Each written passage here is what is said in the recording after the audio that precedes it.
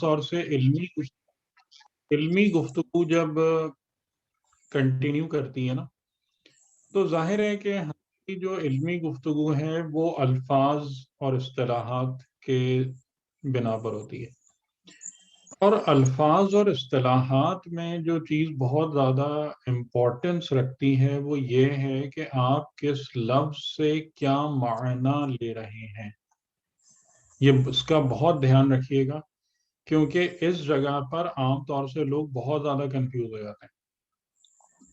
یہ ضروری نہیں ہے، بلکہ ایک جو جملہ کہا جاتا ہے نا کہ ایون ہم جب اللہ بولتے ہیں نا تو اللہ کا مطلب بھی ہر انسان کا ڈفرینٹ ہوتا ہے۔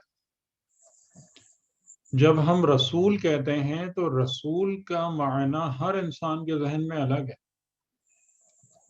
سب انسانوں کا نہ اللہ ایک ہے، نہ رسول ایک ہے، نہ امام ایک ہے۔ تو یہ بہت اہم بات ہے، اور آپ کے علمی سفر میں یہ انتہائی اہمیت اور کلیدی اہمیت کی حامل ہے کہ آپ اپنی جو انڈرسٹینڈنگ کی ووکیبلری ہے وہ کیسے بلڈ کرتے ہیں۔ اس پر بہت زیادہ ڈپینڈ کرتا ہے کہ آپ کتنا آگے جا پائیں گے اور کتنی ترقی کر سکیں گے۔ تو یہ میری بات کی اہمیت کا اندازہ ہو پا رہا ہے آپ لوگوں کو جو میں کہہ رہا ہوں؟ جی سر، کوشش کر رہے ہیں سر۔ جی سر۔ اور اسی وجہ سے جو میرا اصرار تھا نا کہ آپ لوگ لکھیں، نوٹ کریں، کوشچن کریں، کلیریفائی کریں، اسی لیے میرا اصرار اس پر بہت زیادہ ہے۔ کیونکہ پتہ ہے ہوگا کیا کہ اگر آپ یہ کام نہیں کریں گے پھر یہی ہوگا کہ میں علم سے مطلب لے رہا ہوں گا کہ قلب پر حقیقت کا کھلنا، آپ علم سے مطلب لے رہے ہوں گے انفارمیشن کا ڈیٹا بیس۔ میں معرفت سے مطلب لے رہا ہوں گا کہ ایک چیز کی درست شناخت، آپ معرفت سے مطلب لے رہے ہوں گے عرفان حق عرفا کے مقامات، اور پھر اتنا زیادہ کلیش ہونا شروع ہو جائے گا کہ وہ ہم کچھ کہہ رہے ہوں گے، آپ کو سمجھ رہے ہوں گے۔ تو یہ ایک بہت امپورٹنٹ بات ہے۔ صحیح ہے، اگر آپ میں سے جتنے لوگ بھی ترقی کرنا چاہتے ہیں انشاءاللہ، علمی مقامات کو طے کرنا چاہتے ہیں، تو اس کے لیے بہت ضروری ہوتا ہے پہلے اسٹیپ پر اپنی پوری جو آپ کی ووکیبلری ہے کہ جن ٹرمز میں، کیونکہ آپ لفظوں کے ذریعے ہی چیزوں کو ڈسکس کرتے ہیں اور الفاظ کی بنا پر ہی چیزوں کو سمجھتے ہیں، آپ کے کنسپٹس لفظوں سے ہی بلڈ ہوتے ہیں، تو ان الفاظ کی معنویت کیا ہے اس کو اسٹیبلش کرنا بہت ضروری ہوتا ہے۔ اس بات کا رکھیے گا، ورنہ پھر آگے بڑھ کے، اور جیسا ہمارے ساتھ ہوتا ہی یہی ہے۔ کیونکہ اچھا، اور ایک اور بات بھی میں آپ کی خدمت میں عرض کروں کہ جب تک آپ خود کسی مقام تک نہیں پہنچ جاتے، انشاءاللہ خدا آپ کو بلند مقامات طے کرائے علم و معرفت کے، جب تک آپ کسی مقام تک نہیں پہنچ جاتے اس وقت تک 10-20 لوگوں کو سننا بند کر دیں۔ جو یہ ہمارا ٹرینڈ ہے نا کہ ادھر بھی آ کے بیٹھ گئے، ادھر بھی بیٹھ گئے، ان کے پاس بھی چلے گئے، ان کے پاس بھی چلے گئے، یہ بالکل تباہ کن ہے، یہ آپ کو کہیں بھی نہیں پہنچنے دے گا۔ آپ شروع میں 4-5-6 لوگ جن سے بھی آپ استفادہ کرنا چاہتے ہیں، جو پاسبلٹی آپ کو نظر آتی ہے، ان میں سے آپ 5-6 لوگوں کو دیکھ کر اور اس کے بعد اس بات کو اسٹیبلش کریں کہ کون آپ کو آگے لے جا سکتا ہے، کس میں اتنی صلاحیت ہے کہ آپ کو مقامات طے کرائے، آپ کو ترقی دے، آپ کی بنیادیں مضبوط کرے، اور پھر پوری دل جمعی کے ساتھ اور وحدت کے ساتھ آپ اس کو فالو کریں، اس کا ہاتھ پکڑ کے چلیں، اب اس کے ساتھ جتنی بھی آپ کی ریسورسز ہے وہ ایگزاسٹ کریں۔ یعنی کہ آپ کسی کو بھی استاد بنائیں نا، اس کو رعایت دینے کی کوئی ضرورت نہیں ہے، آپ اچھے طریقے سے سوال کریں، بحث کریں، مباحثہ کریں، ڈسکشن کریں، کیونکہ بھائی آپ کی زندگی موت کا معاملہ ہے، آپ کی روحانی ترقی کا، نفس کی ارتقاء کا مسئلہ ہے، یہ کوئی معمولی کھیل نہیں ہو رہا ہے یہاں پہ۔ تو ان تمام چیزوں کی بنا پر جو ہے نا ہمارے لوگ آگے نہیں جا پاتے اور ایک دائرے میں گھومتے رہتے ہیں بس، کہ یہاں سے اٹھے ایک صاحب کے پاس سے اٹھے دوسرے کے پاس بیٹھ گئے, اس سے تیسرے کے پاس بیٹھ گئے. اس پر فخر ہے کہ جی دن میں نے ویک میں 15 تقریریں سن لی, اور اب تو وہ جو نیا ٹرینڈ آیا ہے کلپس کا وہ اور تباہ کن ہے کہ وہ آپ کے مائنڈ کو کسی ایک جگہ پر فوکس ہونے ہی نہیں دیتا, سوئے کرتا رہتا, آپ کا مائنڈ ایسے ایسے ایسے پینڈولم کی طرح ہلتا رہتا. تو ان تمام باتوں کو جب تک آپ پریکٹیکلی فالو نہیں کریں گے اس وقت تک آپ کسی جگہ پہ نہیں پہنچ پائیں گے. ٹھیک ہے, امید کرتا ہوں کہ یہ بات سمجھ میں آ رہی ہوگی. تو السلام علیکم ڈاکٹر صاحب. جی جی ایک شہزاد بول رہا ہوں, ایک بات کرنی تھی کہ علم کا تو آپ نے ہمیں بتا دیا کہ ہمارا مطلب ہے کہ حقیقت کا قلب پر روشن ہو جانا. جی. معرفت کو تھوڑا سا ڈیفائن کریں گے, کیونکہ یہ بھی بہت کنفیوزنگ ورڈ ہے ہمارے سب کے ذہن میں. معرفت کا مطلب عرفہ سے ہے نا, انہیں پہچاننا. تو معرفت کا مطلب درست شناخت ہے. یعنی کیا مطلب ہوا کہ جیسے دیکھیں میں آپ کے سامنے ایک ٹیوب لائٹ رکھوں, ایک پرانا پیلا والا بلب رکھوں, اس کے بعد LED بلب رکھوں, یا اور بلبوں کی بہت ساری اقسام آ گئی, اور میں آپ سے اگر یہ بات کہوں کہ بھئی یہ سب ایک ہی چیز ہے, سب بلب ہیں, اور سب کی خصوصیت یہ ہے کہ یہ روشنی دیتے ہیں. بات میں نے صحیح کہی غلط کی؟ جی یہاں تک بالکل لیکن صحیح ہے. اس کے باوجود آپ ان کو الگ الگ تشخیص دینے کے قابل ہیں یا نہیں, کہ نہیں ٹھیک ہے یہ لائٹ گیونگ آبجیکٹس ہیں, ان پر بلب کے لفظ کا بھی اطلاق ہوتا ہے سب پر, لیکن یہ اپنی ذات میں ایک نہیں ہے. ٹیوب لائٹ ایک الگ چیز ہے, اس کے اندر مثال کے طور پر وہ جو انکینڈیسنٹ آف ویپرز ہیں وہ پرنسپل یوز ہو رہا ہوتا ہے. LED لائٹ میں دوسرا پرنسپل یوز ہو رہا ہوتا ہے, پروڈکشن آف لائٹ. ان کی شیپ الگ ہے, ان کی فارم الگ ہے, ان کے پرنسپلز الگ ہیں جس بنا پر یہ روشنی دے رہے ہوتے ہیں. یہ سب کے سب ایک بنا پر روشنی پروڈیوس نہیں کر رہے ہوتے. اس کو کہتے ہیں معرفت. ٹھیک ہے, کہ آپ ایک چیز کے بارے میں درست شناخت رکھتے ہیں کہ آپ کو کوئی LED جو ہے نا وہ ٹیوب لائٹ کہہ کے نہیں بیچ سکتا, اور کوئی ٹیوب لائٹ LED کہہ کے نہیں آپ کے ہاتھ میں تھما سکتا. یہ معرفت ہے. لیکن علم آپ عالم کب ہو جائیں گے جب آپ کے پاس یہ پورا کا پورا سسٹم اور اس کی حقیقت کہ لائٹ کیسے پروڈیوس ہوتی ہے, کیوں ہوتی ہے, کیا سسٹم ہے, اس کو کیسے بنایا جائے. فار ایگزامپل اگر ہم اس کو گلاس کے بنائیں, میٹل کا بجائے میٹل کا بنا دیں تو کیا ہوگا, یہ چیز لکڑی میں کیوں نہیں بن سکتی, اس کے اندر ٹیوب لائٹ کے اندر فلوریسنٹ کوٹنگ ہونا کیوں ضروری ہوتی ہے, اینڈ سو آن. تو معرفت کے آگے اس کی حقیقت تک پہنچنے کے بہت سارے مراحل ہیں یا نہیں؟ جی جی بالکل ہری بات سمجھ میں؟ بالکل سمجھ آ رہی, بالکل سمجھ آ رہی. تو معرفت یعنی پہلی منزل یہ, لیکن یہ وہ اصطلاحات ہیں جو میں آپ کے سامنے بیان کر رہا ہوں, ٹھیک ہے, اور میں ایکسپلین بھی کر رہا ہوں. جی لیکن ہو سکتا ہے کہ کوئی دوسرا بندہ اس کو کسی ان لفظوں کو کسی اور معنی میں بیان کرے. تو اسی لیے جو میں آپ سے کہہ رہا ہوں نا کہ پراپر ووکیبلری بلڈ کرنا بہت ضروری ہوتی ہے, کہ اگر میں جو بھی الفاظ استعمال کر رہا ہوں انشاءاللہ میں اس کی وضاحت کرنے کے بھی قابل ہوں آپ کے سامنے کہ میں اس لفظ کو اس معنی میں استعمال کر رہا ہوں. تو یہ معرفت ہے کہ آپ کو درست شناخت ہو, اور یہ پہلی منزل ہے, پہلی سیڑھی ہے. اور یہ مطلب میں نے کہاں سے اس کو ان ڈیفینیشنز کو بلڈ کیا, زیادہ تر ہم نے کوشش کی قرآن اور سنت سے بلڈ کرنے کی, نہ کہ دیگر جیسے فلسفی اصطلاحات ہوتی ہیں وہاں بھی یہ چیزیں ہیں, لیکن اس پورا تکیہ اس پہ نہیں ہے. جیسے امام علی علیہ السلام نے فرمایا اول الدین معرفت اللہ, کہ دین کی جو ابتدا اور بگننگ ہے وہ معرفت اللہ ہے. ٹھیک ہے, اور جب آپ معرفت اللہ کی بات کرتے ہیں تو اللہ کے حوالے سے آپ اللہ کے عالم نہیں ہو سکتے ہیں کبھی بھی. اللہ کے عارف ہو سکتے ہیں, عالم نہیں ہو سکتے.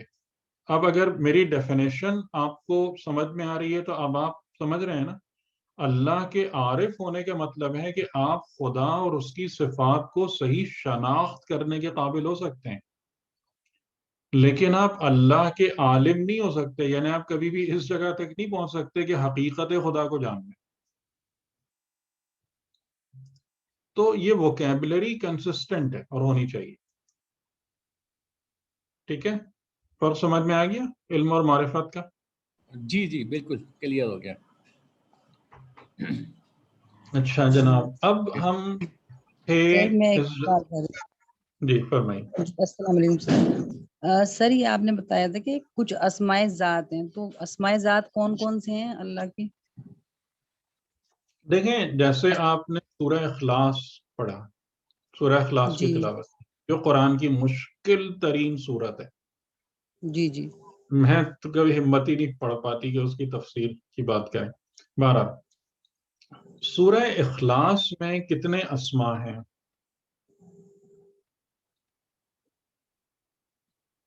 5 ہیں۔ احد ہے، صمد ہے، لم یلد ولم یولد۔ خود اللہ ہے، ابھی ہم نے آپ کو بتایا تھا کہ اللہ ہے، اللہ کون سا اسم ہے؟ اس میں اللہ جمع ایک الجمع ہے، تمام جس میں تمام جمع اسما الجمع جمع ہو جاتے تمام۔ ہیں۔ جی جی اللہ، احد، صمد، اور اگرچہ کہ ہم ظاہراً نہیں سمجھ سکتے، یعنی ہماری، لیکن باقی جتنے بھی ہیں ہوا سے لے کر اور ولم یکن لہو کفوا احد، یہ سب اسماء ہیں۔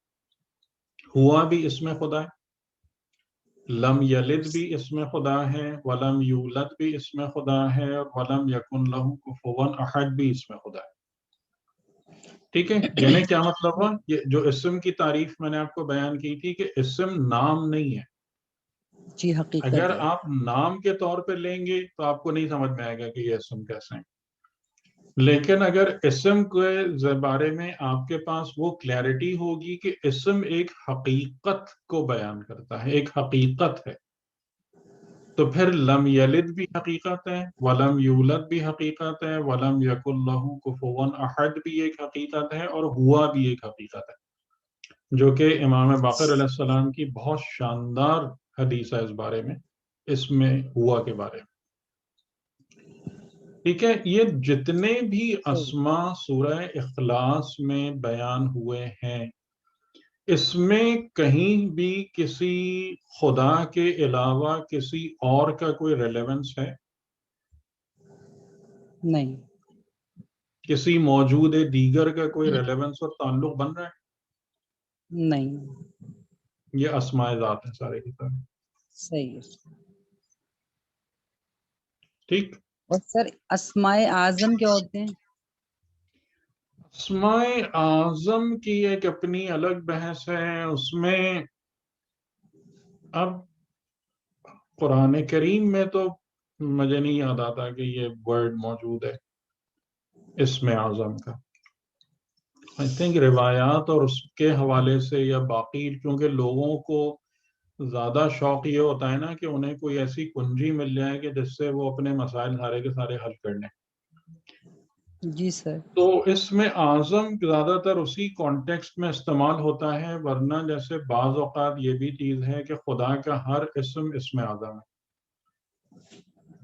اس میں کوئی ایسی تفریق نہیں ہے، لیکن یہ کہ اسما کے اندر ہائرارکی ہے، جیسا میں بھی آپ کو سمجھا رہا تھا کہ اسم اللہ آپ اس کو اوپر رکھیں گے، احد، یا جیسے ہم نے کہا کہ رحمان جو ہے کہ پھر رحمان کے ذیل میں باقی اسما آتے ہیں، وہ اس کے انڈر میں ہیں، یا جیسے ہم نے آپ کو بتایا تھا کہ سبقت رحمتہ غضبہ، تو اس میں اعظم کا جو عوامی تاثر ہے وہ تو یہی ہے کہ جناب یہ کوئی ایسا اسم ہے جس سے سارے دروازوں کی چابیاں کھل جاتی جی سر۔ ہیں، لیکن اب یہ کوئی اتنا، یعنی کہ علمی یا عرفانی اعتبار سے یہ کوئی بہت زیادہ انٹرٹین کرنے والا آئیڈیا نہیں ہے۔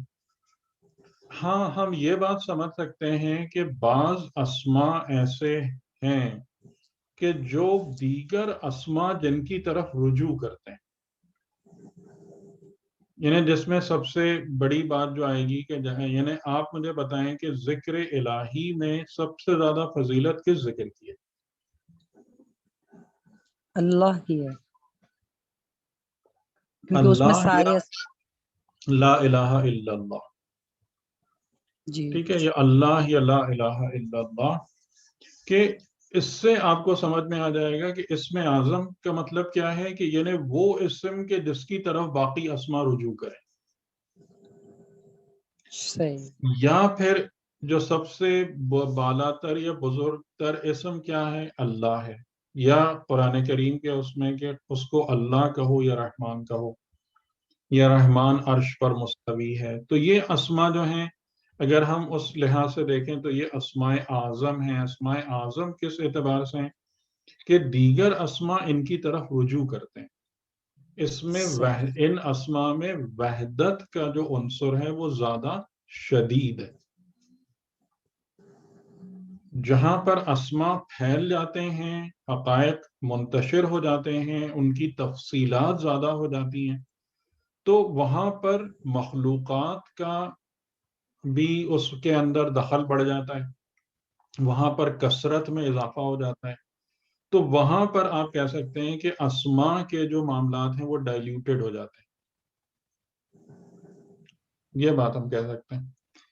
باقی اس سینس میں کہ جناب کوئی بھی کہ کوئی اسم ایسا ہے کہ جس سے تمام مسائل حل ہو جائیں، وہ مجھے اتنا نہیں پتا.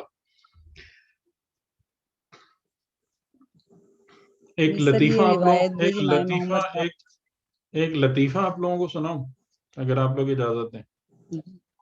جی سر سنا.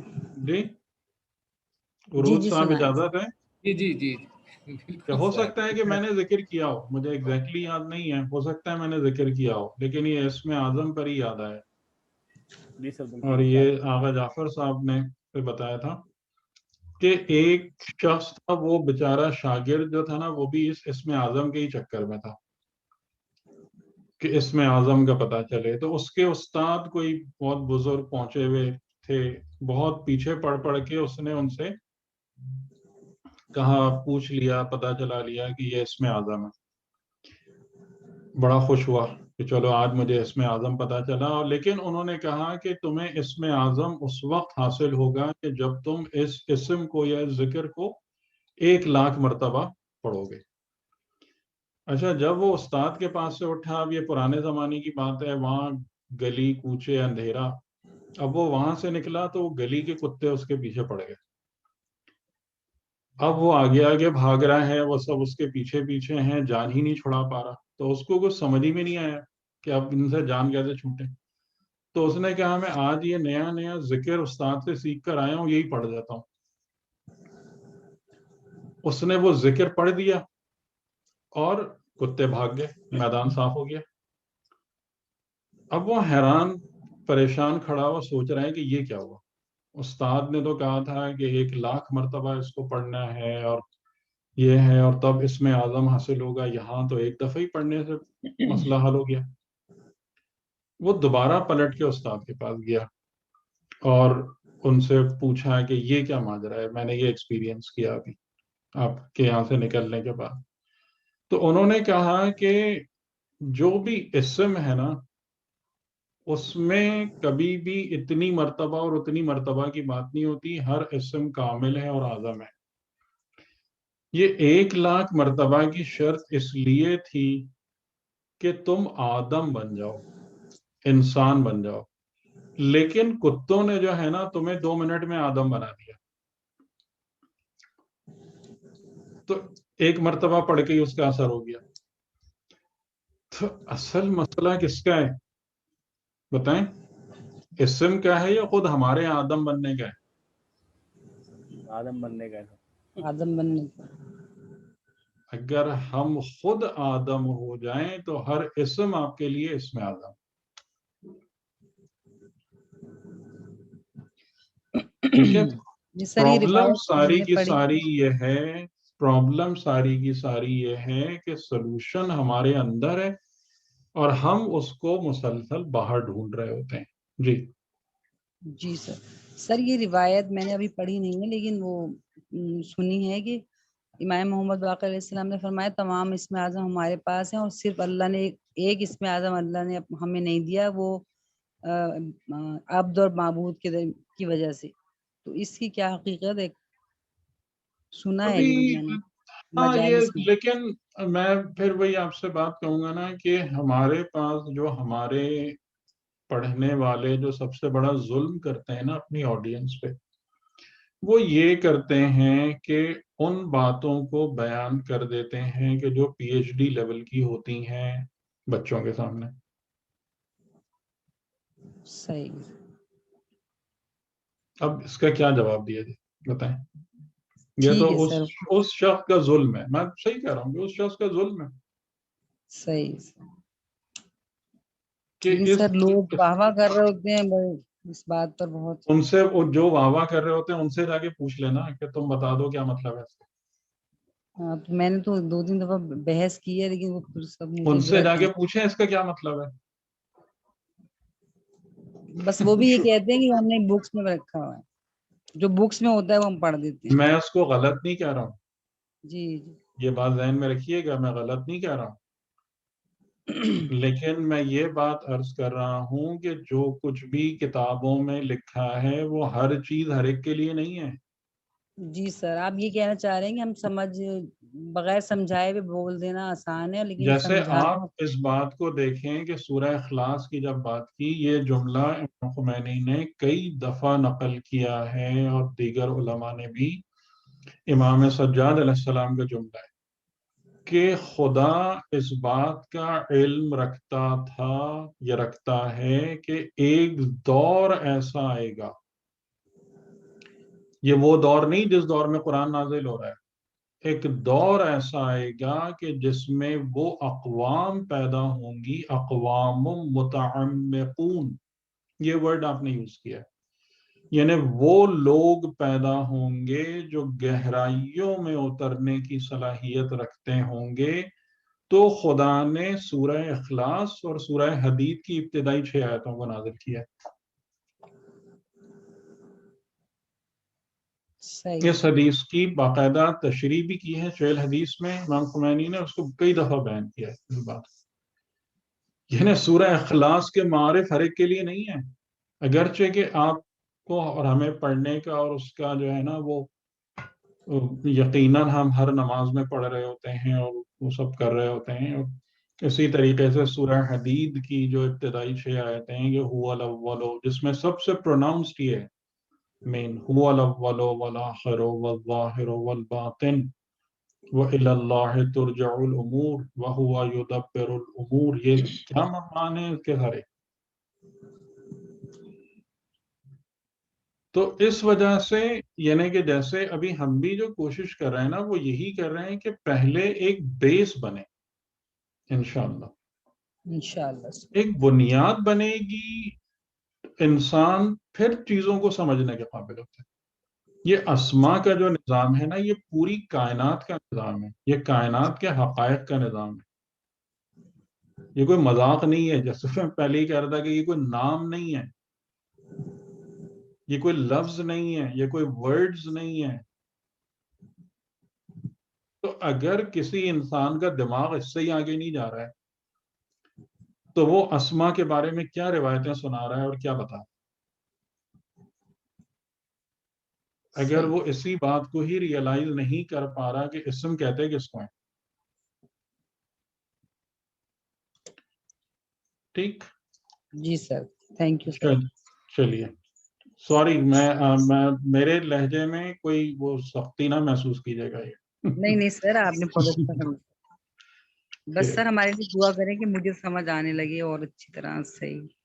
نہیں، انسان جب طالب ہوتا ہے تو طالب کے لیے خدا یقیناً دروازے کھولتا ہے، لیکن طالب جیسے میں نے آپ لوگوں کو جو میں نے شروع میں بات کی نا کہ اس کی کوئی ریکوائرمنٹس ہیں اور وہ چیزیں آپ لوگوں کو بتائیں کہ جن کی وجہ سے ہم آگے کیوں نہیں جا پاتے.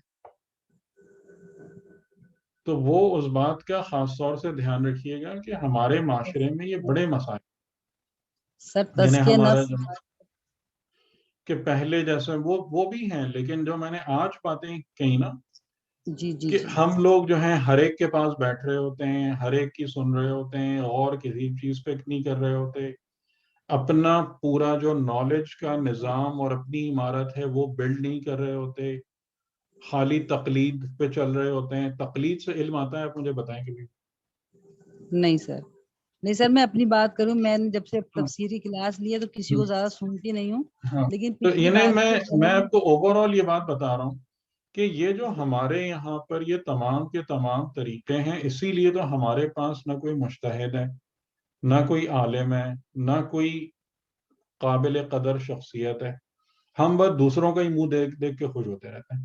جی سر، لیکن یہ کہ تو پرانی باتیں ذہن میں آ جاتی ہیں تو پھر وہ کبھی ذہن میں تھوڑا نہیں، وہ سا بالکل درست ہے، لیکن وہ مجھے اس پہ کوئی وہ نہیں ہے. لیکن میں جو آپ کو بات بتانا چاہ رہا ہوں نا، وہ یہ ہے کہ گریجولی آپ کو پوری سمجھداری کے ساتھ، صبر و تحمل کے ساتھ، اور کسی کو بھی جو آپ کے دل کو لگے اور جس سے آپ کو سمجھ میں آئے کہ یہ مجھے رستہ طے کرا سکتا ہے، اس جی کے سر، ساتھ آپ کو رستہ طے کرنا پڑے گا. یہ کوئی 2-4 دن کی باتیں نہیں ہوتی ہیں. جی سر، یہ جو میرا ذاتی ایکسپیرینس ہے، منیمم 6-7 ایئرز لگتے ہیں کسی جگہ پر آنے میں. وہ بھی یہ کہ لوگ ساتھ چلیں تب. تو ہمارے تو جتنے بھی اگر علماء ہیں، انہیں تو باقی سب چھوڑ کے یہی کام کرنے چاہیے کہ یہ دورے کریٹ کرنے چاہیے، یہ سرکلز بنانے چاہیے کہ جس میں وہ لوگوں کو اپنے ساتھ لے کر ایک جماعت کو چلیں، ایک رستہ طے کرائیں، ان کو ایک مقام تک پہنچائیں، ان کے سامنے سے یہ مسائل حل کریں، پھر ترقی کے دروازے کھل جاتے ہیں. ٹھیک ہے، بسم اللہ الرحمن الرحیم. ہم تھوڑا سا پھر آج اس پہ گفتگو کر لیتے ہیں. لاسٹ ٹائم ہم نے رحمان کی بات کی تھی، اور رحمان کا میں نے آپ کو عرض کیا تھا کہ رحمان اور رحیم دونوں رحمت سے مشتق ہیں، یعنی کنیکٹڈ ہیں رحمت سے. رحمت کا مطلب ہوتا ہے کہ جہاں سے ضرورت پوری ہو، حاجت پوری ہو، مسائل حل ہوں، وہ رحمت ہے. اور اس کے 2 موارد ہیں. ایک مورد رحمانیت ہے اور یہ آن ٹاپ ہے، کیونکہ رحمانیت اگر نہ ہو تو زندگی وجود میں نہ ہے. کیونکہ کسی بھی مخلوق یا موجود نے، چاہے وہ اعلی علیین کی مخلوق ہو، چاہے اسفل السافلین کی مخلوق ہو، اور ان بٹوین، کسی بھی مخلوق کے پاس ذاتی کریڈٹ نہیں ہے کسی بھی قسم کا. جو بھی کریڈٹ ہے وہ سب فیض اور عطا اور ہبہ ہے ذات واجب کی طرف سے. تو وہ منزل اول کہ جہاں پر یہ سب کچھ عطا ہوتا ہے، اور جیسے میں نے آپ لوگوں کو اور 4-5 کوالٹیز بتائی تھیں رحمانیت کی، تو وہ مقام بالا ہے. اور اسی لیے اللہ کے بعد جو اسم آیا وہ رحمان ہے. ٹھیک ہے. اچھا، رحیمیت رحمت کا کون سا پہلو ہے؟ رحیمیت کا کیا تعلق ہے رحمت سے؟ اس میں آپ لوگوں نے اکثر سنا ہوگا کہ جیسے رحمان جو ہے وہ عمومی رحمت ہے، رحیمیت خصوصی رحمت ہے. لیکن عمومی خصوصی کا ڈفرینس جو ہے نا، اس کا کانٹیکٹ سمجھنا وہ بہت ضروری ہے کہ یہ عمومی اور خصوصی ہے کیا. تو عمومی کی تو بات ہم نے آپ کو بتا دی تھی پچھلی دفعہ. خصوصیت کا مطلب یہ ہوتا ہے کہ جب ہم جس عالم میں خاص طور سے موجود ہیں، اور یہ ایک ہی جگہ ایسی ہے پوری کائنات میں، باقی ایسا نہیں ہے لائف، کہ یہاں پر اختیار ہے، یعنی چوائسز موجود ہیں، اور اختیار کی بنا پر مخلوق، اور خاص طور سے جن مخلوق کو اختیار دے کے پیدا کیا گیا ہے، یعنی جن و انس، ان مخلوقات کے پاس یہ پاسبلٹی موجود ہے کہ وہ اللہ کے پیغام کو قبول کریں یا رد کریں، ایکسپٹ کریں یا ریجیکٹ کریں. یہ امکان موجود ہے. اور ظاہر ہے کہ یہ امکان موجود ہے تبھی ایگزامینیشن کا سینس بھی جنریٹ ہوتا ہے کہ اگر آپ کسی کو جا کے زبردستی مجبور کر دیں گے نہیں تو میں اسی رستے پہ جانا ہے، یا تمہارے لیے اور کوئی دوسرا رستہ کھلا ہوا ہی نہیں ہے، یا مثال کے طور پر تمہارے لیے جتنے بھی رستے موجود ہیں وہ سب اچھائی اور مزوں کے ہی رستے ہیں، ان میں چیلنج اور سختی یا پریشانی یا نیچے گرنے کا کوئی امکان ہی نہیں ہے، تو پھر نہ وہ امتحان ہے اور نہ اس کے ذریعے سے چیلنجز کریٹ ہوتے ہیں اور نہ اس سسٹم میں رہ کر آپ کے اندر صفات پیدا ہوں گی اور آپ ترقی کریں گے یا ایوالو کریں گے، یہ سب کچھ نہیں ہو پائے گا۔ تو ہم جس نظام میں رکھے گئے ہیں اس نظام میں پلس مائنس دونوں ہیں، اوپر نیچے دونوں ہیں، دونوں امکانات ہیں۔ اور پھر خاص طور سے جو اس نظام کے اندر جو دو مخلوقات آن ٹاپ ہیں، آن ٹاپ آف ایوری ون ایلس، وہ جن و انس ہیں، ان کے پاس چوائس یا اختیار موجود ہے۔ اور اس اختیار میں یہ صرف یہ اختیار نہیں کہ میں کیا کھاؤں یا کیا پہنوں، بلکہ یہ اختیار بھی موجود ہے کہ میں ہدایت کو قبول کروں یا نہیں کروں۔ جو نظام ہدایت سامنے رکھا گیا ہے یا ٹروتھ ہے، سچائی ہے، حقیقت ہے، اس کے مطابق چلوں یا نہیں چلوں۔ جو میں نے آپ کی خدمت میں پہلے آپ کو سمجھایا تھا کہ جو عقل و جہل ہے، عقل و جہل کا ڈٹرمنیشن یہی سے ہوتی ہے کہ جو حق کو سمجھ کر اس کی راہ کو فالو کرتا ہے وہ عاقل ہو جاتا ہے، اور جو حق کو جاننے کے بعد اس کے اپوزٹ راستے پر چلنا شروع کر دیتا ہے وہ جاہل ہو جاتا ہے۔ تو یہ ساری کی ساری پاسبلٹیز موجود ہیں، یہ امکانات موجود ہیں۔ تو اب لازماً جب خالق کی طرف سے، اللہ کی طرف سے ہدایت آئے گی، کیونکہ ہدایت ضروری ہے۔ کیوں ضروری ہے؟ اس لیے کہ ہم جس نظام میں موجود ہیں یہ نقاب پوش نظام ہے، یعنی اس پر ایک نقاب ڈلی ہوئی ہے، اس پر پردے ڈلے ہوئے ہیں، جن کی وجہ سے ہم زندگی کی حقیقت کو یہاں پر دیکھنے کے قابل نہیں ہیں۔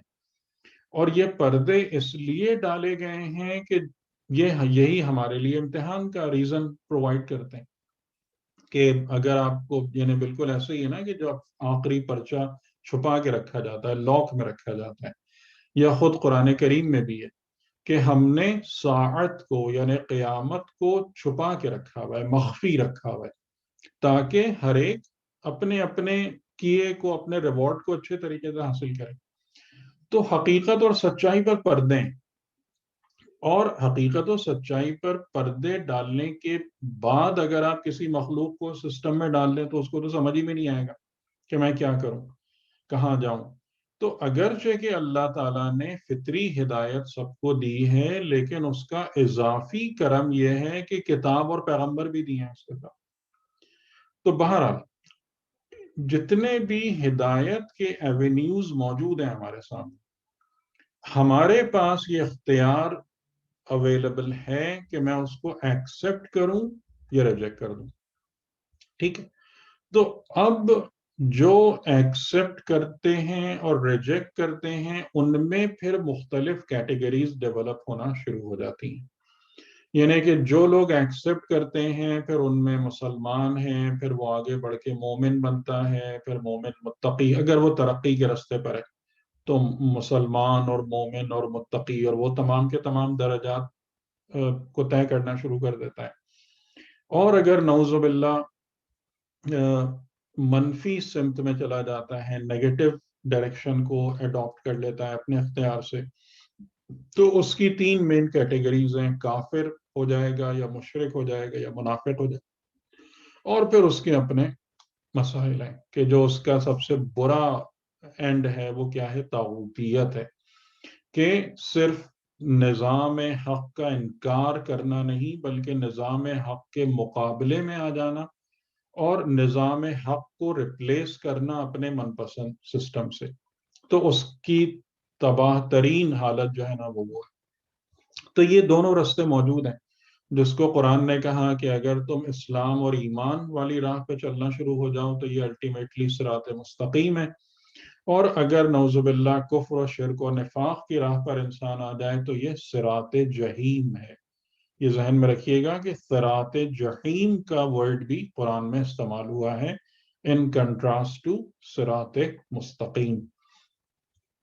تو اب یہاں پر یعنی یہ بات ہم کو سمجھ میں آ گئی کہ یہ لائف کی کانفیگریشن اس قسم کی ہے۔ تو اب جو لوگ جنہوں نے پیغام ہدایت کو یس کہا، جنہوں نے نبی کی آواز پر لبیک کہا، جنہوں نے فطری ہدایت کو قبول کیا، اس کو سمجھنے غور کرنے کی کوشش کی، تو آپ جب بھی نظام ہدایت کو قبول کرتے ہیں تو آپ پہلی ہی منزل اور سیڑھی پر کامل نہیں ہو جاتے، کمال تک نہیں پہنچ جاتے۔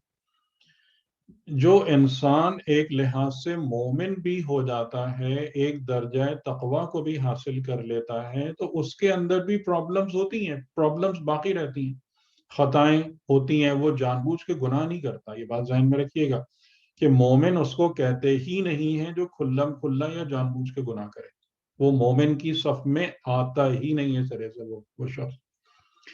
تو مومن متقی جو بھی ہے، جیسے کہ تو اس کے لیے بھی زندگی کے مسائل ہیں، اس کے لیے بھی پرابلمز ہیں، اس کو بھی درجات طے کرنا ہے، اور اس کو بیسٹ وے میں جو قرآن کریم کی آیت ہم کو سمجھاتی ہے نا، وہ سورہ بقرہ میں ہے 257، جس آیت کو ہم آیت الکرسی میں بھی انکلوڈ کرتے ہیں کہ اللہ ولی الذین آمنوا یخرجہم من الظلمات الی النور، کہ اللہ ایمان والوں کا ولی ہے، اور یخرجہم، یہ مضارع ہے، یعنی کہ یہ نہیں ہے کہ جس نے ان کو نکالا، یخرجہم وہ ان کو مسلسل نکالتا رہتا ہے، یعنی یہ جو عمل ہے نکالنے کا، یہ کنٹینیوس عمل ہے۔ کہاں سے نکالنے کا؟ من الظلمات، ظلمات میں سے، الی النور، نور کی طرف۔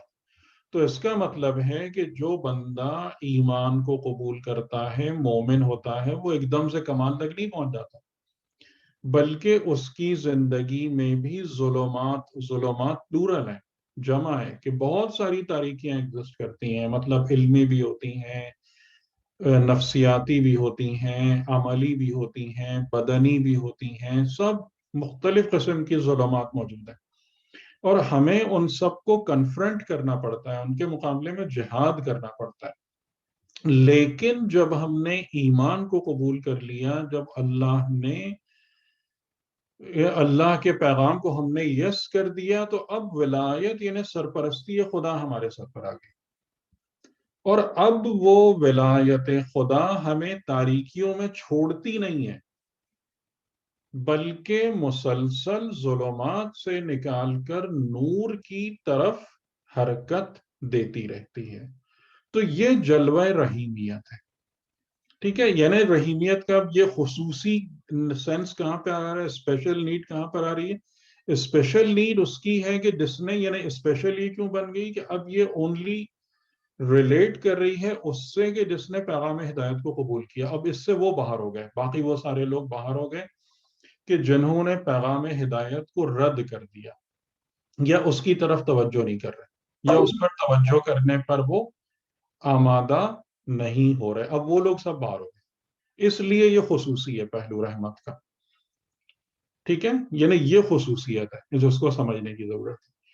تو یہ جب لوگ ہیں کہ جو ایمان قبول کر لیا، ان کی زندگیوں کے جو مسائل ہیں، ہم نے معصیت کر لی، ہم سے نادانستگی میں کوئی گناہ سرزد ہو گیا، ہم سے نعوذ باللہ غصے میں کسی مومن کے لیے برا جملہ نکل گیا، ہم نے کسی ٹیمپٹیشن کی بنا پر کسی کے لیے کوئی غلط لفظ بول دیا۔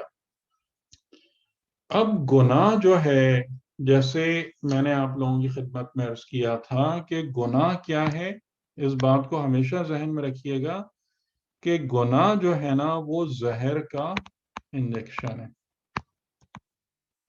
اگر آپ گناہ کو دیکھنا چاہتے ہیں اپنے قلب کی آنکھ سے، تو ہمیشہ اس بات کو ذہن میں رکھیے گا کہ گناہ جو ہے نا، وہ زہر کا انجیکشن ہے، کہ بالکل اسی طریقے سے کہ جیسے ایک بندہ، سمجھ لیں کہ اگر وہ جتنے زہریلے انجیکشن اپنے لگاتا رہے، کیا صحت بچے گی اس کی، کیا صحت رہے گی؟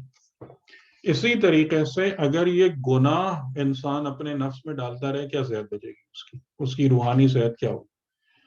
تو اب یہ سب چیزیں اگر ہمارے ساتھ یہ پرابلمز ہو رہی ہیں، تو اب وہ کون سا رحمت کا پہلو ہے کہ جو مجھے اس ٹھوکر کھا کے گرے ہوئے انسان کو اٹھائے، جو اس بھٹکے ہوئے کو واپس رستے پر لائے، جو اس کے سر پر ہاتھ رکھے کہ اس نے جو اپنے اندر زہر ڈال دیا ہے اس کے زہریلے اثرات کو اس کے نفس میں سے باہر نکالے.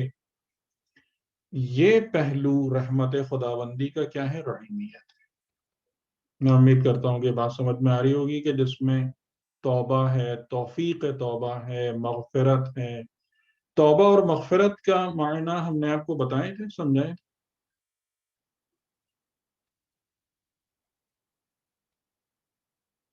نہیں سر، جی ابھی یہ ڈسکس نہیں ہوا. اچھا، تو توبہ کا جو معنی ہے وہ یعنی کہ یہ توبہ اور مغفرت جو ہے نا پھر یہ رحیمیت سے ہی ریلیٹ ہوتے ہیں. اچھا، توبہ میں دیکھیں اس بات کو ذہن میں رکھیں کہ یعنی بہتر یہی ہوتا ہے نا کہ ہم ایک چیز کو اگر ویژولائز کر لیں ہمارے سامنے تو وہ زیادہ پھر اچھی ہماری سمجھ میں آتی ہے. بعض اوقات کوئی خالی صفحہ مل جائے.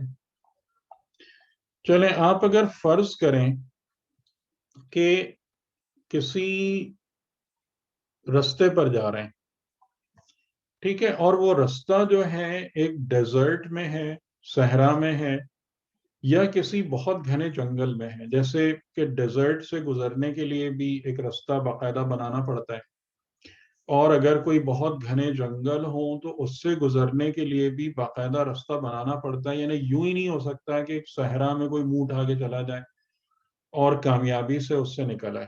وہ وہیں بھٹک کے اور بھوکا پیاسا مر جائے گا، یا ایسے ہی جنگل میں بھی ہوتا ہے.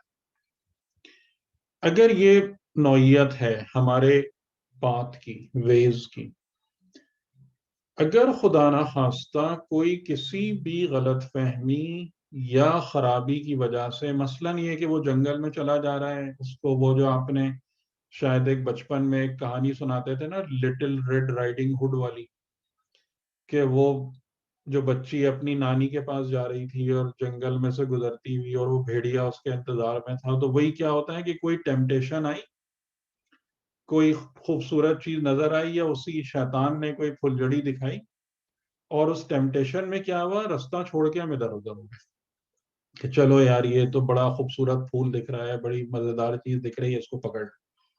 لیکن اگر رستہ وہی جنگل اور صحرا میں ہے تو اگر دو چار موڑ بھی غلط نکل گئے نا ادھر ادھر، تو آپ سمجھ رہے ہیں کہ وہاں پر وہ پوسٹ نہیں ہے، وہاں پر وہ انڈیکیٹرز نہیں ہیں، وہاں پر اس طریقے سے شاہراہوں کا نظام نہیں ہے، کچھ نہیں ہے.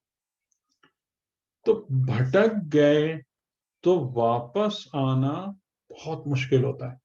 اور اگر دو چار گھنٹے تک گھومتے رہے اور اس کے بعد خیال کیا کہ اوہو اچھا اب رستہ واپس چلیں، تب آپ سمجھ لیں کہ واپس آنا کس قدر دشوار ہے. تو اب یہ جو بھٹکا ہوا انسان ہوتا ہے یہ کیا ہے؟ یہ معصیت کار، ٹھیک ہے، اس کو کہتے ہیں عصیان.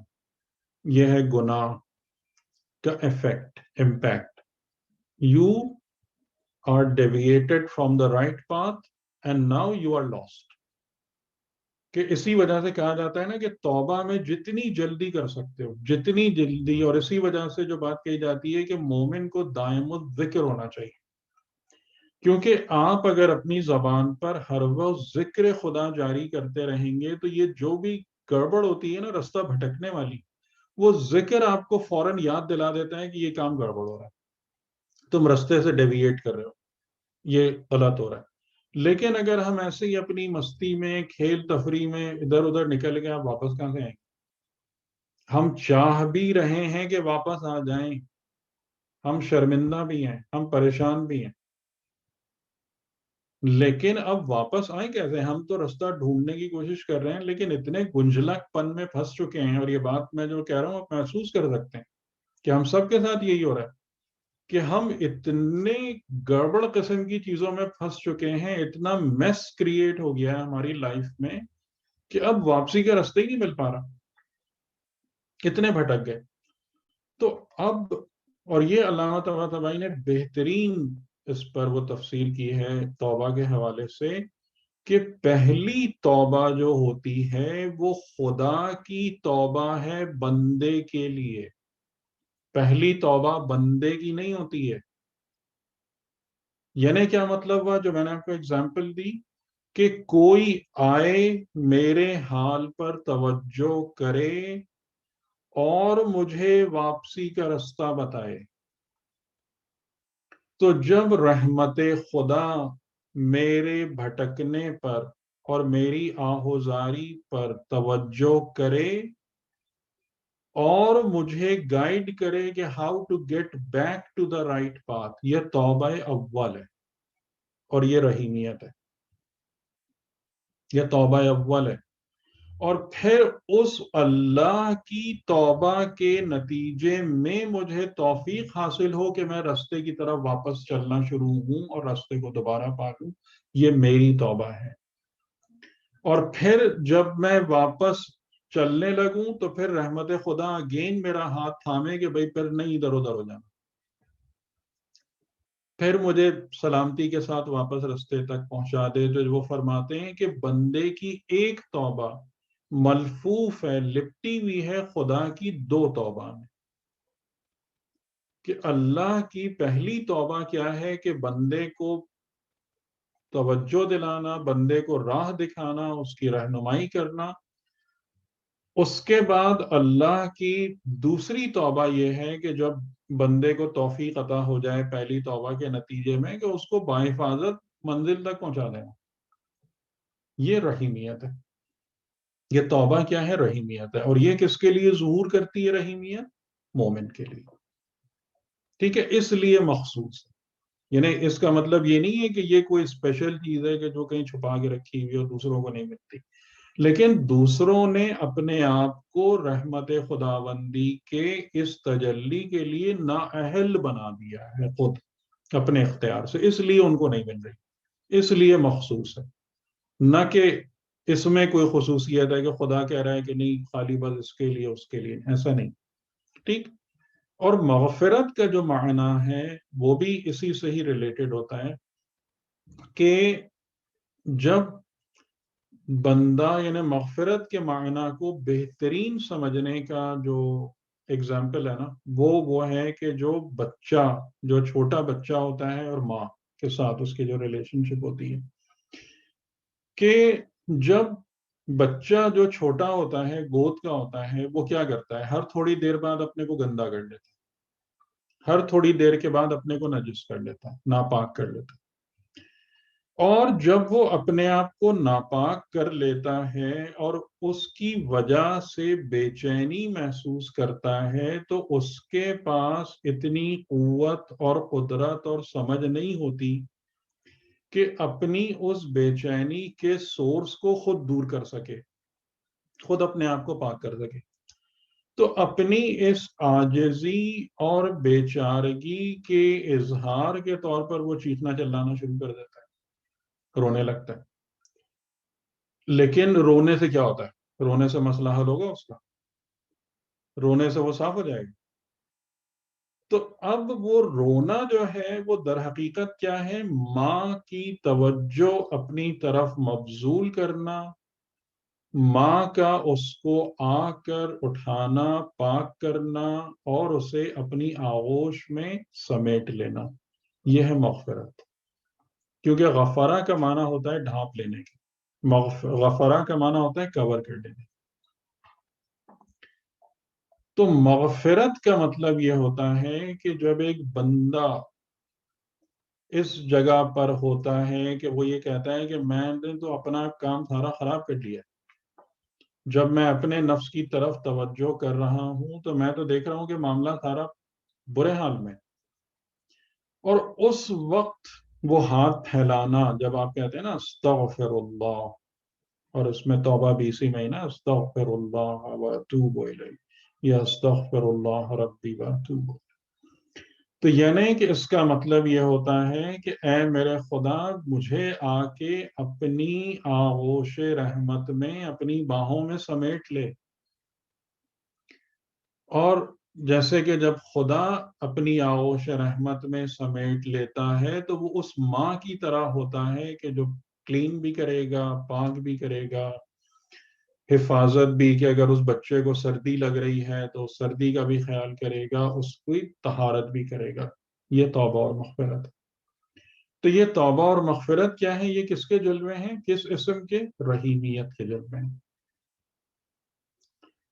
اور اس میں جو بات ہے کہ یہ توبہ اور مغفرت کا عطا ہونا، اور یہ خصوصیت کے ساتھ کس کے لیے یہ ورڈ یوز ہوں گے؟ مومنین کے لیے یوز ہوں گے. جو وہاں پر ہے اللہ ولی الذین آمنوا یخرجہم من الظلمات الی النور، کہ مومن جیسے جیسے اپنی زندگی میں ظلمات کو سینس کرتا ہے، فیل کرتا ہے، پھر وہ خدا کی طرف رجوع کرتا ہے. اور بلکہ جیسے توبہ میں ہے نا کہ رجوع کرنے کے لیے بھی توفیق، پہلی توجہ خدا کی چاہیے، اور وہ توجہ بہرحال موجود ہے بصورت رحیمیت، کہ اگر ہم نے ایمان کو قبول کر لیا ہے تو وہ پہلی توجہ مومنین کے لیے آلریڈی موجود ہے بغیر مانگے. تو وہ توجہ، توفیق، حفاظت، مغفرت، بسلامتی رستے پر آنا، یہ جلوہ رحیمیت ہے. تو اب آپ کو بسم اللہ الرحمن الرحیم کی معنویت اور امپلیکیشن کھل رہی ہوگی. اور جو ہماری جن محترم بہن نے ہم سے سوال کیا تھا شروع میں اسم اور اسم اعظم، تو اب آپ کو سمجھ میں آ رہا ہوگا کہ یہ اسم کی جو بحث ہے یہ کتنی ڈیپ ہے، جس کا ہم تھوڑا سا سرفیس کو ہی اسکریچ کر پا رہے ہیں.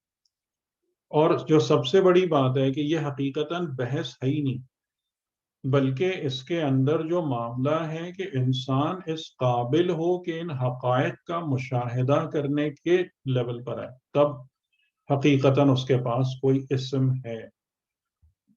یعنی اسم خالق اس کو نہیں ہے، جیسے میں نے کہا تھا نا خالقیت انسان کو بھی دی اللہ ہے، تو اسم خالق خالی آپ اس کو نہیں کہیں گے، یہ اسم خالق کا کہ جو بیٹھ کے ایک چیز کی پروڈکٹ کی باتیں کرتا ہے، بلکہ آپ خالق اس انسان کو کہتے ہیں کہ جو کسی چیز کو بنانے کے عالم خارج میں وجود دینے کے قابل ہو. تو وہ انسان اسم خالق کی تجلی اپنے اندر رکھتا ہے، نہ کہ بیٹھ کے خالی باتیں کرتا رہے کہ ہاں یہ بن سکتا ہے، وہ بن سکتا ہے، یہ اچھا ہے، وہ اچھا ہے. ٹھیک. تو جناب آج کی حد تک بات ہماری مکمل ہوئی. آپ لوگوں کے کچھ سوالات شروع میں ہو گئے تھے تو میں نے تھوڑا سا ٹائم پہ لیکچر کا آگے لے لیا. جی اسٹل اگر آپ لوگ کوئی بات کرنا چاہتے ہیں، پوچھنا چاہتے ہیں تو بسم اللہ.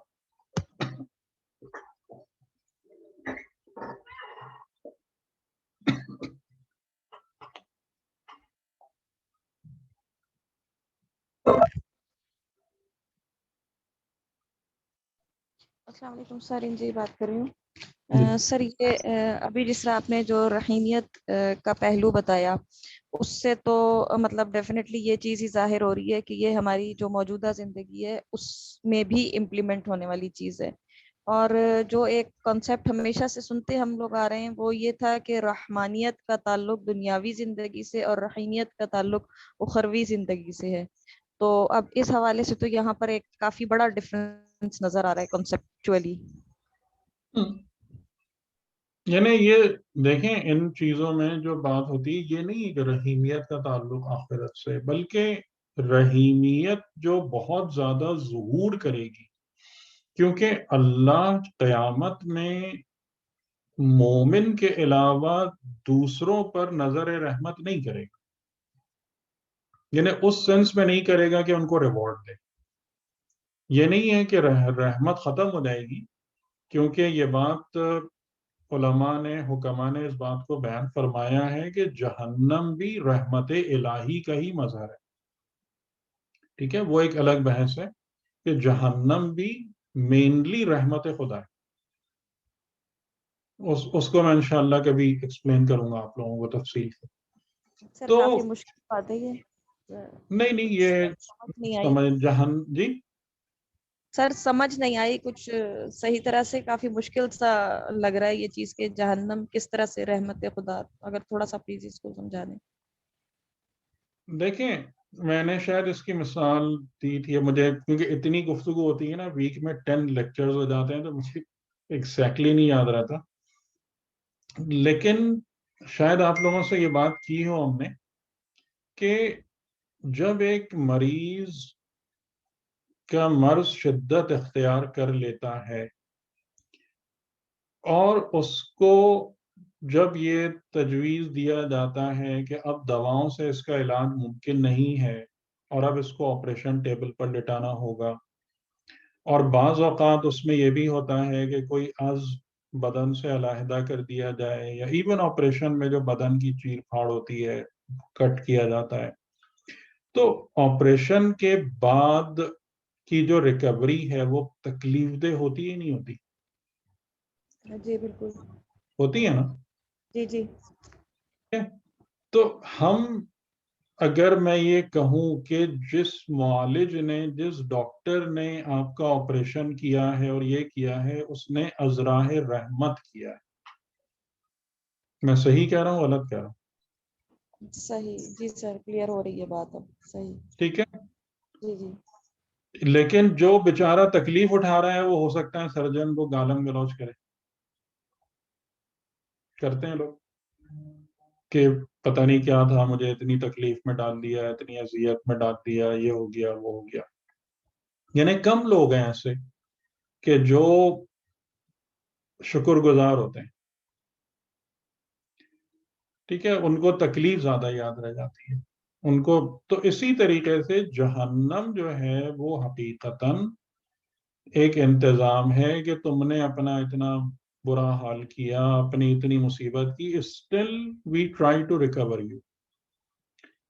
لیکن اس میں جو ایک خاص بات ہے نا، چلے اب بات آ گئی تو میں ایک مثال آپ لوگوں کو اور بھی دے دوں کہ یہ بھی ہم بہت اچھے طریقے سے سمجھ سکتے ہیں کہ دیکھیں ہم اس دنیا میں آنے سے پہلے کہاں تھے، اور یہ مثال امام صادق علیہ السلام نے دی ہے کہ ہم اس دنیا میں آنے سے پہلے شکم مادر میں تھے، اور شکم مادر میں ہم ایک مکمل انسان بن گئے تھے. ٹھیک ہے، ایک کمپلیٹ انسان تھے، وہاں پر بھی ہماری زندگی تھی اور جو کچھ بھی تھا.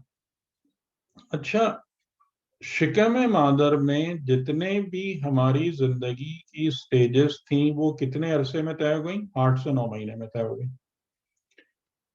تمام مراحل طے ہو گئے، ہم نے وہاں پر اپنی زندگی کو کمپلیٹ کر لیا. ریٹ آف چینج بہت فاسٹ ہے. اور اس کے ساتھ ساتھ جو دوسری بات ہے کہ ہمارا جو لائف گزارنے کے لیے جو جگہ ہے وہ بہت تنگ ہے، تھوڑی سی ہے، محدود ہے. جو وہاں پر ہمارا کھانا پینا ہے وہ بھی یہاں پر آنے کے بعد نجس ہے، وہاں پر ظاہر ہے کہ نجس نہیں تھا ہمارے لیے. یہ تمام کی تمام چیزیں کہ جو ہماری ایک زندگی تھی، جو ہم میں سے ہر ایک دیکھ سکتا ہے اس کو، وہ کوئی اتنا مشکل نہیں ہے کہ وہ بات پوری ایک زندگی ہے جس سے گزر کے ہم سب پھر اس دنیا میں آتے ہیں. اور یہ جابر بن حیان کے اس سوال کے جواب میں امام صادق علیہ السلام نے بتایا تھا کہ جس میں انہوں نے کہا تھا کہ خدا، مجھے نہیں سمجھ میں آتا کہ خدا جو ہے وہ بندے کو مارتا کیوں ہے. یعنی کہ وہ یہ سمجھ رہے تھے کہ مارنا جو ہے نا، موت دینا کوئی بڑی بری چیز ہے اور بڑا ستم ہے. تو آپ نے فرمایا کہ موت اور انتقال وہ نہیں ہے جو تم سمجھ رہے، اور اس پر آپ نے یہ مثال دی تھی.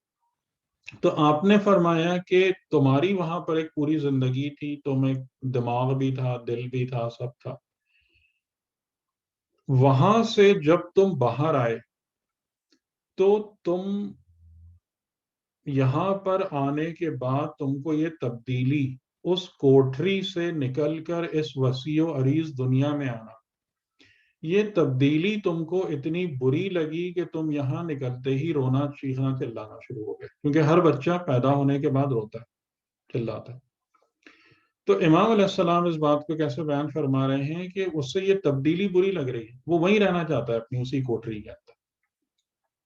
اور پھر آپ نے اس سے جابر سے سوال کیا کہ یہ جو انتقال ہے، کیا تم آج اس بات کی گواہی نہیں دو گے کہ یہ خدا نے تم پر ایک احسان عظیم کیا ہے؟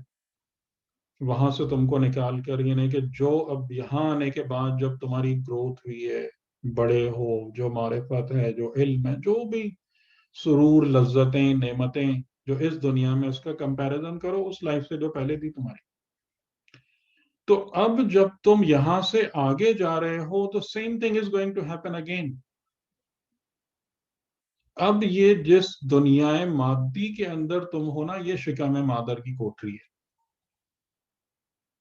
اور اب یہاں سے خدا تمہیں انتقال کر کے دے کر جس عالم میں لے جائے گا، وہ اتنے ہی ٹائمز، اتنے میگنیٹیوڈ ملٹیپلائی کر لو اس کے گرینڈر کو، اس کی عظمت کو، اس کی لذت کو، اس کی بہجت و سرور کو.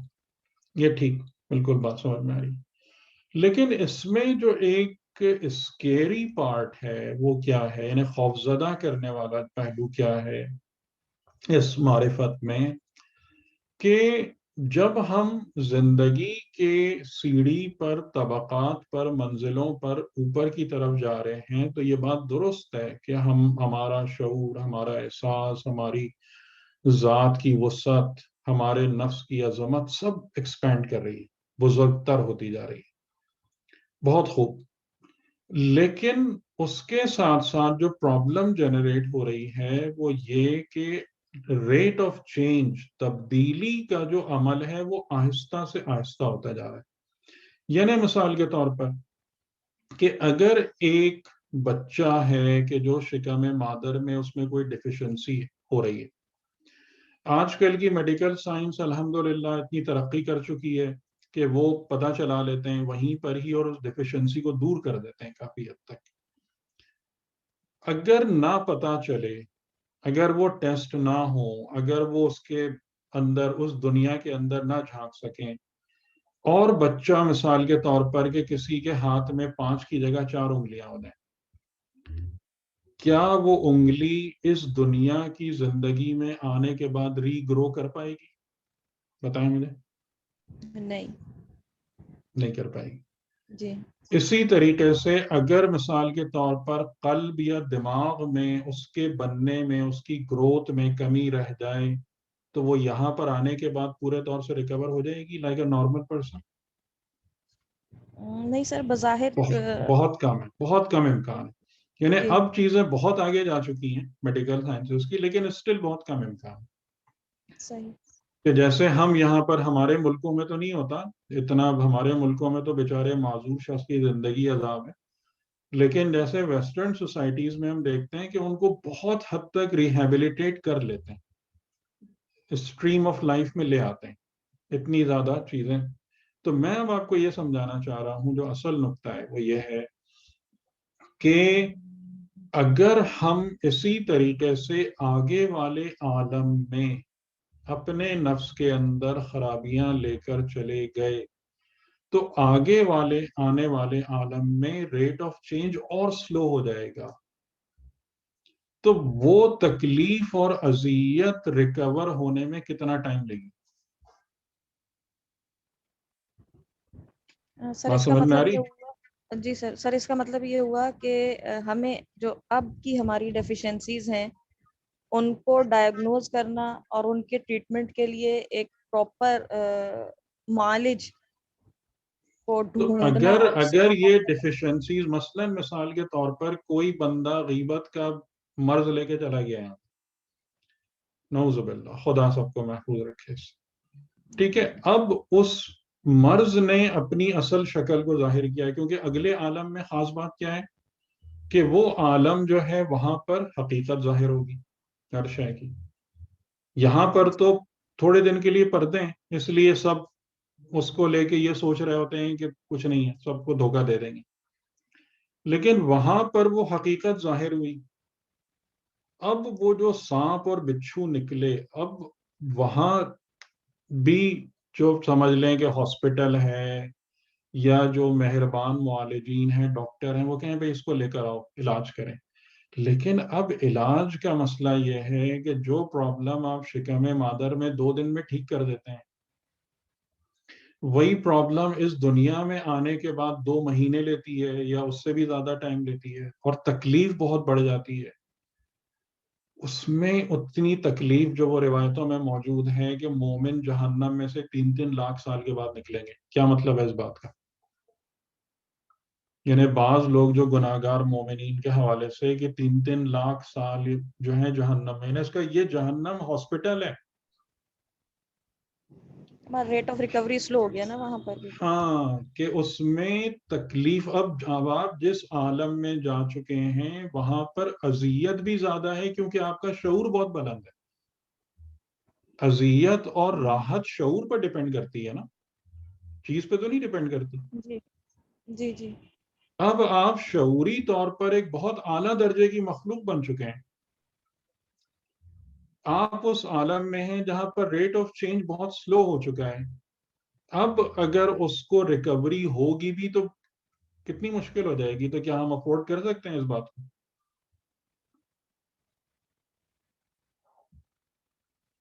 تو جہنم بھی رحمت خدا کی ہی تجلی، اللہ ان لوگوں کے لیے کہ جو بغض و عناد اور طاغوتی لوگ ہیں، وہ تو بہرحال ہم فیہا خالدون والا ہی مسئلہ ہے ان کا.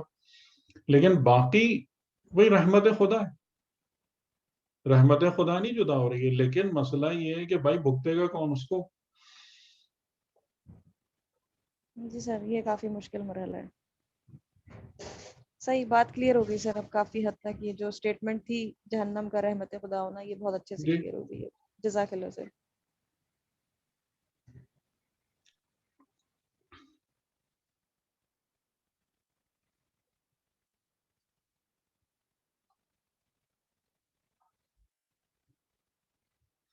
جی جناب ٹھیک ہے، پھر فنش کریں. جی سر، میں اگر کوئی سوال ہوگا تو ہم گروپ پہ سینڈ کر دیں گے. ٹھیک، چلیے فی امان اللہ، خدا حافظ. خدا حافظ. اللہ حافظ. اللہ حافظ سر. جزاک